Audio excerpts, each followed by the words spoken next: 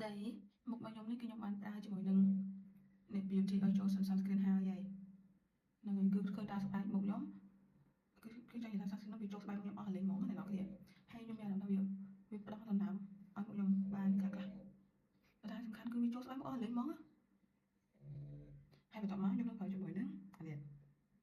ពួកអីនេះ physical នេះវាដាក់ទៅវាលក្ខណៈថាសសម្ព្រោះបើខ្ញុំលាបវាធម្មតាអញ្ចឹងខ្ញុំចង់សាជាមួយខ្ញុំសា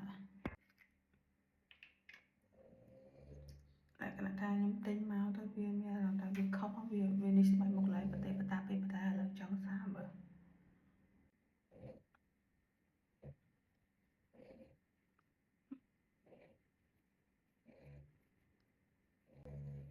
អត់ចង់ទុកវាចោលស្ដាយព្រោះយើងទិញមកហើយអញ្ចឹងខ្ញុំលាប physical beauty show sunscreen ហើយដល់ពេលវារាវស្ងួនបន្តិចខ្ញុំចាប់ផ្ដើមដាក់នេះ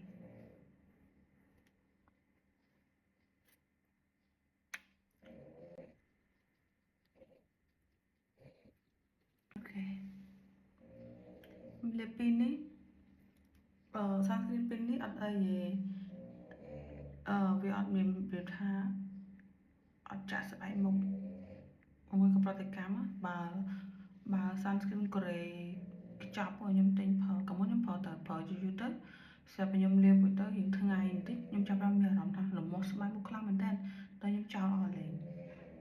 ព្រោះអត់កើតទៅរបៀបអញ្ចឹងគឺវាអត់ត្រូវស្បែកមុខយើងវាអាឡែស៊ីស្បែកមុខយើងអញ្ចឹងយើងត្រូវឈប់ប្រើវាតែ sunscreen ពីនេះគឺខ្ញុំប្រើត្រូវ